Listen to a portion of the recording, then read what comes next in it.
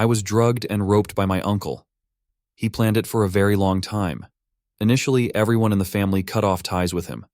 Now, he is back in the family within 6 months and acting like nothing happened and got close with everyone except my mother. AITA for cutting off ties with my family and putting my mother in a bad position with rest of the family members. I-26F was drugged and sexually assaulted, raped by my uncle 47M after a wedding when I was 20.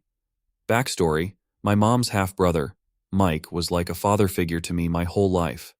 Always kind, caring, and loving towards me, took me multi-night hikes, skiing trips, etc. He was who I called before signing up for classes, first job interview, etc. Behind closed doors, my home life was a fucking Dateline-worthy nightmare. Story for another day. So it felt good to have someone in my corner. Mike never, ever, ever made me feel unsafe, sexualized, preyed upon, etc. Flash forward, I'm 20 years old and just broke up with my long-term boyfriend. I was down in the dumps. Mike called me and said his college friends were getting married. My aunt, Mike's wife, couldn't make the wedding. She's a homebody with 2 toddlers. He asked if I wanted to go instead to hang out with him over the weekend. His friends were all getting together to go sailing, to the beach, etc. He said he had a hotel room with a pull-out couch so I could stay with him. He had already bought the plane ticket and didn't want it to go to waste. I didn't think anything of it and said yes. In hindsight, internet strangers might think that's weird, which is why I gave the backstory. He took me places all the time. Wasn't a red flag to me. I flew down that weekend and caught the tail end of the reception after party. It was casual, nothing weird.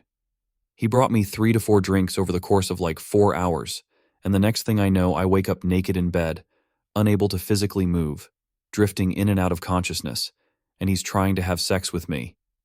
The next morning, this incestuous excuse of man starts going on and on about how it was the best experience of his life, that it's a shame I can't remember what a good time I had, how he had been waiting years for this night, how he can't wait to spend the rest of the weekend with me. Scum of the fucking earth. Oh, and he makes me take Plan B. It's worth mentioning that he folded my clothes from the night before and laid them out like a goddamn display. Fucking psycho. I'm full-blown panic mode and don't know what to do. Plus, still a bit loopy. I ask him if he can get me a toothbrush from the reception, and when he leaves, I flee for dear life. No idea where I'm at, so I Uber to the airport, call the police. They go to the airport and I file a report.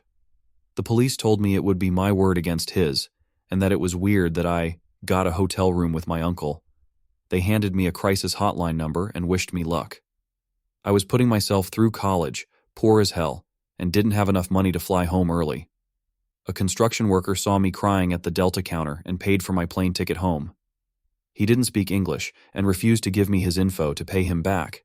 I decided right then and there that good things can still happen to me. Mike stole an entire day from me, but he doesn't get to steal my entire life. I got home, got therapy, got my master's degree, got out of the trailer park, and got on with my life. I own a 7-figure business, have been happily married for 3 years to the most amazing, and I think about that construction worker daily. Happy ending. Mostly, I still had to deal with the aftermath of this event. All I wanted was me never having to see Mike, interact with him, or deal with him ever again, and for this information to not be spread around unnecessarily. I called one of my other uncles, Alan, whom I trusted, Mike's older brother by 18 years, and told him what happened. Alan was livid. We ride at dawn, kind of livid. He called Mike, and Mike confessed. However, Mike blamed the alcohol and said we were both just too drunk. No one gets drunk, tried to fuck a family member, and wakes up boasting about how they planned it for multiple years. Alan tells Mike to get right with God and not to come within 200 miles or speak to any of our family members ever again or else. 6 months later, everyone is back to being one big happy family and invited Mike to Thanksgiving dinner? I confronted Alan, and he apologized and said he felt distraught that the family had been torn apart and wasn't thinking clearly. He called Mike and uninvited him. Recently, I found out that everyone, except for my mom, is still buddy-buddy with Mike, and that everyone knows what happened. Some drunk ex-GF of my cousin texted me saying my family is shitty and that everyone is talking about how I fucked my uncle, and now I have the rage of a scorned woman. The rage in me says that I should stay the fuck away from these worthless hillbilly rednecks who are condoning incest and rape. If I'm honest with myself, my family has quite literally only caused pain and suffering. But I felt like some family is better than no family until now. I haven't spoken to anyone, returned texts, calls, nothing. The emotionally intelligent side of me seems to think I should put aside my feelings about the family, still including Mike, to try not to take it personally, and to try to have some empathy for the other family members. Mike is still their family. I get it. My Southern Bible Belt Baptist family likely didn't want to come to terms with the news. God wouldn't let that happen. Or, God will teach a lesson, work a miracle, etc., through this. That's typically their stance on sensitive matters. A lot of them, if not most of them, have existing substance abuse issues and also had shitty stuff happen to them. We just don't talk about these things since it's not proper.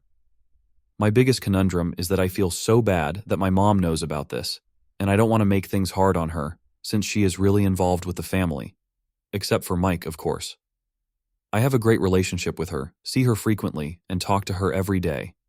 I can hear that suppressed sadness in her voice when I say I'm not going to XYZ family event.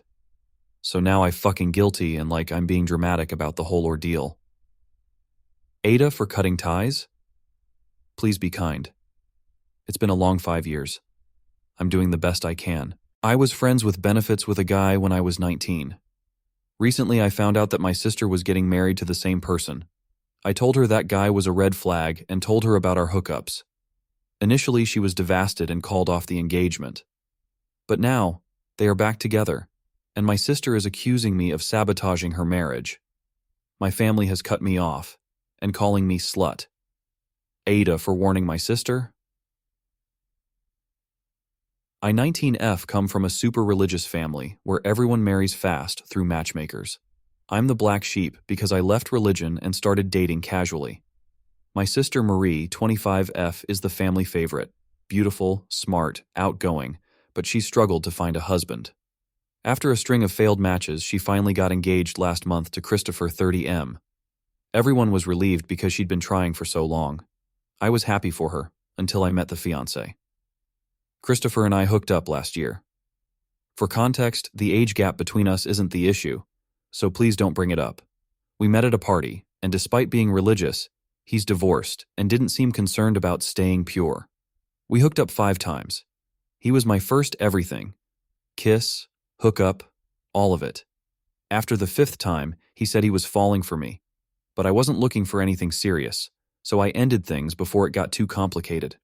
Especially because I knew he wanted to eventually get remarried, and I was not the girl for that. We hadn't seen each other since, until Marie brought him home as her fiancé.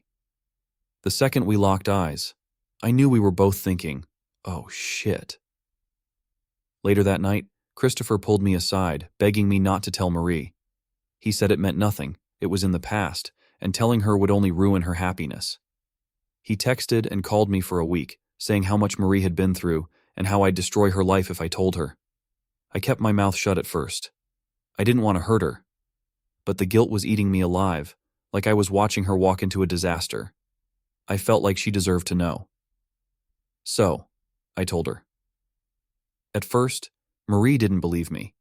She said I was trying to sabotage her happiness because I couldn't stand being single. I had to show her the texts and photos to prove it. When she finally accepted the truth, she lost it. She confronted Christopher, and he denied everything, until she shoved the evidence in his face. Marie called off the engagement. That's when things really hit the fan. My parents and some relatives told me I should have kept quiet. They said I'd ruined Marie's one shot at happiness and called me selfish for interfering. Now I'm not even invited to the wedding. Yep, they got back together, but I'll get to that. It gets worse. While Marie and Christopher were dating, he randomly called me, saying he wanted to reconnect. He was rather vague, but it was obviously a booty call. I didn't know he was dating at the time, and definitely didn't know he was dating my sister. I let him down firmly and didn't engage because I had no interest. After telling Marie about our hookup, I mentioned this call because I thought she should know he wasn't as faithful while they were dating as she thought he was. But that backfired spectacularly. Marie accused me of making up lies to tear them apart. Christopher denied everything and said I was obsessed with him. Marie sided with him and called me, quote, a desperate home-wrecking whore. Since I deleted my call history, I had no proof. It became a he said, she said situation, and Marie believed him. Now Marie and Christopher are back together, and they're getting married. She showed up at my apartment a few weeks after the fight, crying. Apparently Christopher convinced her that what happened between us was just a meaningless mistake, and that it made him realize how much he wanted to be with her. I tried to explain that he had told me he was falling for me, not to make it seem like he still liked me, just to show her he's lying to her about what he felt for me. But she just got angrier and called me a jealous liar and some other pretty names I won't repeat before storming out. Now I'm completely cut off from family events. My parents say I've caused enough damage, and extended family members are calling me a slut, both behind my back and to my face. Every attempt I've made to explain myself has been shut down. So yeah, they're getting married anyway, and here I am, wondering if I just blew up her engagement for nothing. Should I have just stayed quiet? Did I do the right thing, or did I just ruin my relationship with my family for no reason? My sister stole my boyfriend and got pregnant with his child. She humiliated me in front of our family, blaming me for stealing her baby daddy. I completely cut off ties with her.